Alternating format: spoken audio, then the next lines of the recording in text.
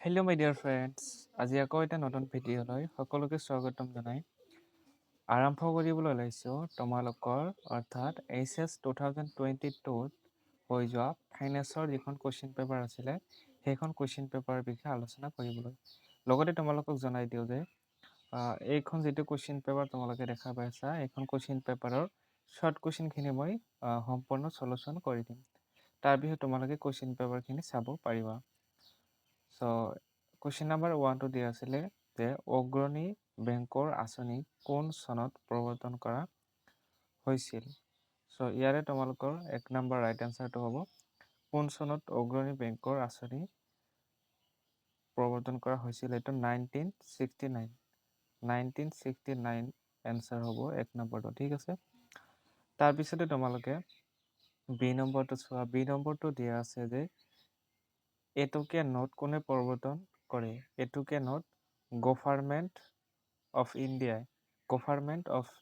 ইণ্ডিয়াই এটকীয়া নোট প্ৰৱৰ্তন কৰে। ঠিক আছে, গভৰ্ণমেণ্ট অফ ইণ্ডিয়াই। তাৰপিছতে নেক্সট চি নম্বৰ কুৱেশ্যনটো চোৱা। চি নম্বৰ কুৱেশ্যনটো তোমালোকে ফুল ফৰ্মটো তোমালোকে মোবাইলত চাই ল'বা। সেইটো মই কৈ নিদিওঁ। ঠিক আছে।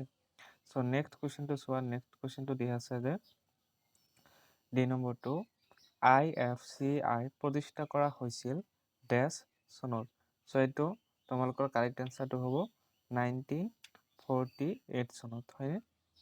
চ' তাৰপিছত তোমালোকে নেক্সট কুৱেশ্যনটো চোৱা। ই নম্বৰটো দিয়া আছে যে চণ্ডী পত্ৰৰ অৰ্থ লিখা। চণ্ডী পত্ৰৰ অৰ্থ হৈছে এনেধৰণৰ, তোমালোকে শুনিবা।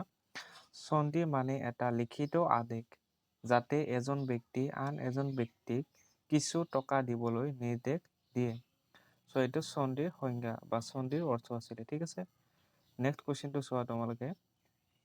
F নম্বৰটো দিয়া আছে যে সাধাৰণ ৰেখীত চেকৰ সংজ্ঞা দিয়া। চেকৰ সংজ্ঞা তোমালোকে নিশ্চয় এইটো পাৰিবা। চেক এখন কেনেধৰণে দিয়া থাকে, কি কি লিখা থাকে সেই বিষয়ে মই বিশেষ নকওঁ।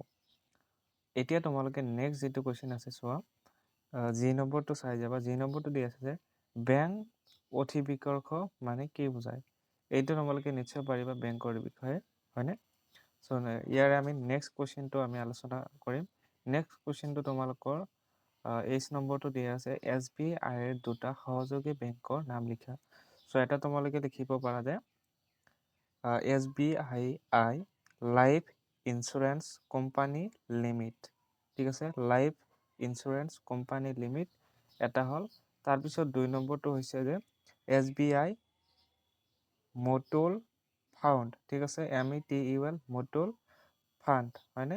FUND। ঠিক আছে, এইখিনি তোমালোকে লিখিব পাৰিবা।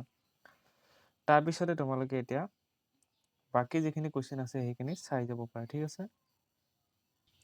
চ' বাকী কুৱেশ্যনখিনি তোমালোকে 2 নম্বৰত এনেদৰে চাব পাৰা। বাকী কুৱেশ্যনখিনি কেনেকুৱা ধৰণৰ দিয়া আছিলে সেই বিষয়ে চাব পাৰা। ঠিক আছে।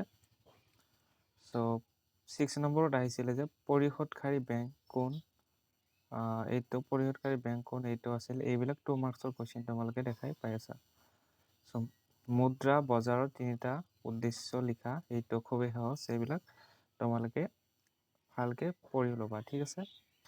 তাৰপিছতে তোমালোকৰ RBIৰ সাংগঠনিক দিশ আলোচনা কৰা। এইবিলাক কুৱেশ্যন আহিছিল তোমালোকৰ। ঠিক আছে। চ' এইখিনি কুৱেশ্যন তোমালোকে ভালদৰে এনচাৰসমূহ উলিওৱাৰ চেষ্টা কৰিবা। আৰু যদি আৰু এটা ভিডিঅ' লাগে তেনেহ'লে এইটো ভিডিঅ'তে তোমালোকে কমেণ্ট কৰি জনাব পাৰা। ঠিক আছে। চ' এইখিনি তোমালোকৰ কুৱেশ্যন পেপাৰ আছিলে। বাকী কুৱেশ্যন নাই। থেংক ইউ ফৰ ৱাটছিং দ্য ভিডিঅ'।